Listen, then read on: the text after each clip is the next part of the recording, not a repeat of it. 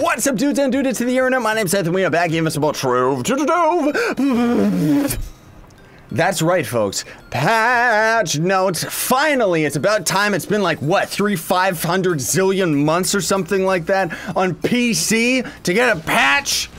Who's counting? Now, from here on out, the devs have said that they are going to end up having monthly patches roll out, and for those of you that have been wondering, with this Megalithic pack that ended up coming out, or Megalithic patch, I guess I should say, for the consoles, I'm going to be doing that as a separate video, because that is going to be a very lengthy patch notes video. Probably going to have that coming out tomorrow, but for today, we're just going to be focusing on the PC updates. So, we're going to be giving away information rather than prizes, but I would still appreciate if you would hit that like button, and thank you so much if you do. Now, without further ado, starting in July, you're going to end up earning daily login tokens each day you log into Trove. These tokens and rewards will change on a monthly basis. So these tokens are going to completely replace all of the daily loot boxes as well. I want to point that out. But there is also going to be a new crafting bench, the Radiant Dayspring, which is going to be craftable at the Novice Crafting Bench, and that's going to be coming out in July as well. So it's right around the corner, like legit.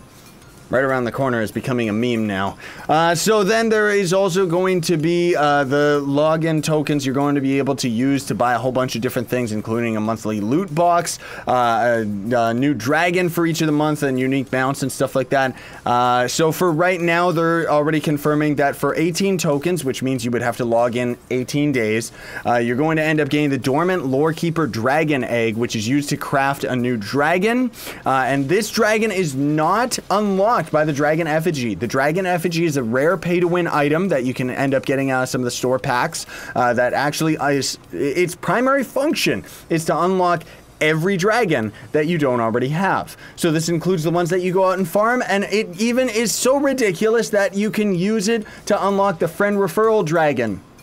So as soon as that ended up coming out, I mean, good for most people that are playing this game, but get wrecked content creators, because we worked really hard for that dragon. So otherwise, you can end up spending 9 tokens for the Tapestry of Timeless Tales, which is going to be a magic carpet mount, or you can use 1 token to craft.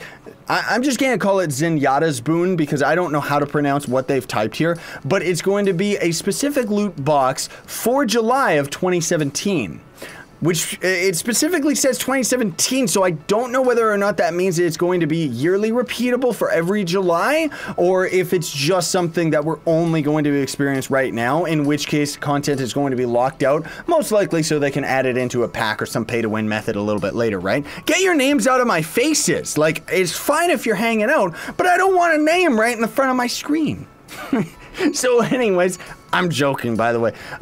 You're going to be able to rarely get the dormant egg out of these loot boxes, or other potential rewards like gem boosters, super stash styles, 3-day patron pass is pretty much the biggest side prize that you can get out of it. And ultimately, are you going to end up getting the dragon egg out of 18 boxes, or are you just going to end up crafting the dragon egg itself outright? Most of us are probably just going to have to just wait straight up and just craft it rather than bother with any of that stuff. However, pay-to-win players, the new daily login tokens will be available in the Trove store for 2 months following the end of their specific month. So the Zenyatta boxes, for example, or not the Zenyatta boxes, the Zenyatta tokens, the tokens. Those are going to be available from after July is finished. They're going to be available in the store for cash, August 1st through to October 1st. Now, this is where we run into a little bit of a gray area as far as my opinion of this goes, because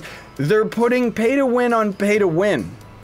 Because normally the Dragon Effigy is used to end up unlocking any of the dragons, and now it's like they just decided, no, we're not making enough money off of this, so let's do something completely different. Let's take every new dragon and make it so that if anybody goes on vacation, or if anybody misses a couple days in the month, that they can't end up actually getting enough tokens as a free player for logging in, then they're going to be forced to buy them out of the store. Now, maybe you'll be able to buy them for qubits. Time will tell. We'll see what ends up happening.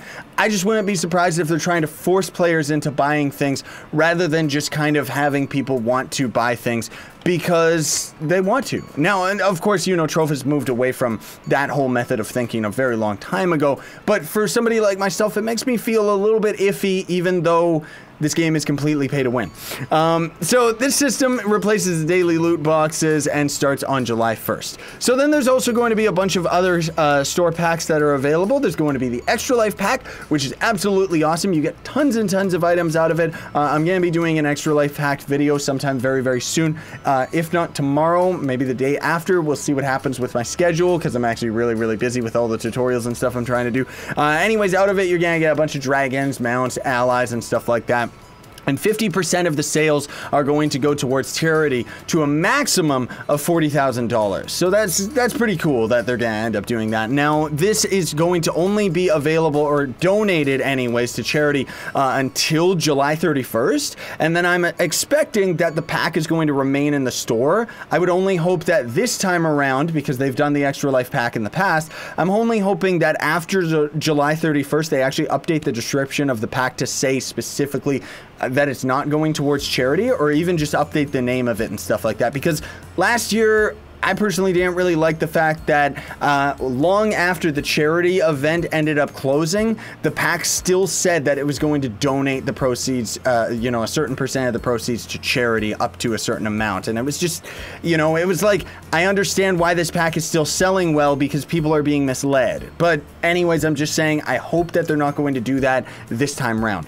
I hope that they've, you know, learned a little bit. But that's just my own personal opinion. So anyways, the Fast Fortune pack, which is right here, is going to be available for money only. $14.99 American, folks, not credits or anything like that. So level faster and get the power rank you need from gems.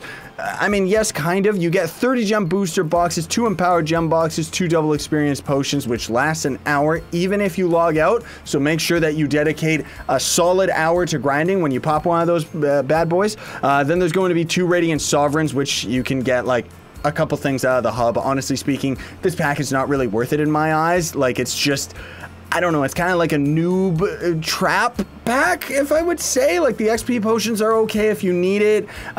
Generally speaking, if you're gonna buy anything, you know, there's all of these things all right here, or any of the other packs. I mean, I guess it's okay, but that's just because I'm talking from somebody who's at the end game where I don't need any of the stuff that's in that pack. So there's additional updates, and this is the big one here, folks.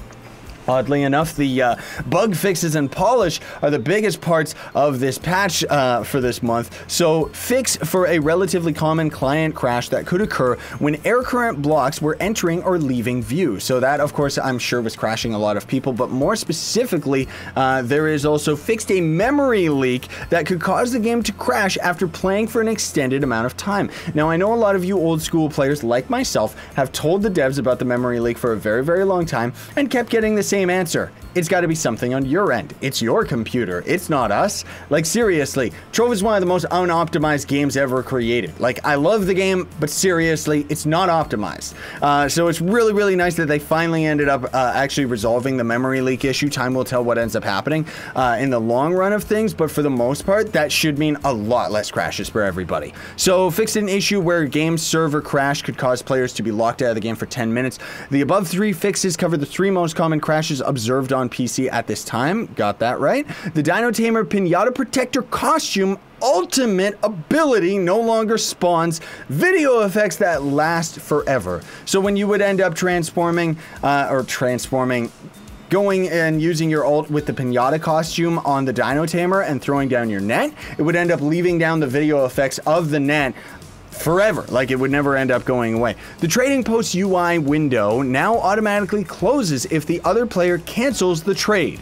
It already automatically closed on completion of a successful trade, so now it's just, if somebody cancels, it's just going to opt out, which should end up resulting in a lot less crashes and issues with trying to retrade with other people. Hi, Major Pain, you freak, how do you even know where I am? Fixed an issue causing parts of the whisper text to be unlocalized. I think that's got to do with different translations and different versions of languages that you use with the game, right? That's what localized means, something like that. Fixed an issue where boss icons in the Shadow Tower UI could disappear for non-English players. Not something I necessarily ended up dealing with, but still really good that they ended up resolving something like that. And generally speaking, folks, that's pretty much it. Outside of the Dino attack event, which I think that video is going to be out before this patch notes. I'll just kind of have to see what ends up happening. Sorry if I'm a little bit confused about my own schedule here, but there's a lot of new content to cover, especially for the console version. So I've got my hands full with all of this. And in any case, yeah, I'm going to have a separate video talking about the Dino attack event, all the prizes that you can get out of it, and how you actually end up completing the event, because they don't really mention that in the patch notes. They did say that that was a mistake on their part, and they are going to add the Dino event to the patch notes eventually, but it's not here as I'm recording it right now. In any case, thank you for watching, everybody. Very much appreciate it. Happy that we ended up getting to actually do a patch notes video, because it's about time. It's actually been a very long time. This stupid head right here is actually what Trove characters used to look like way back in the alpha days. Not that I ever played during that version, but it's part of the extra life pack. So it's really, really cool. So is this weird beehive mount that is just so stupid that I'm rocking it with the Fae and the bee costume, because I thought, why not look like an idiot? Thanks so much for watching, though, everybody. Very much appreciate it. Don't forget to like, share, favorite, and subscribe for more daily content, and stay epic.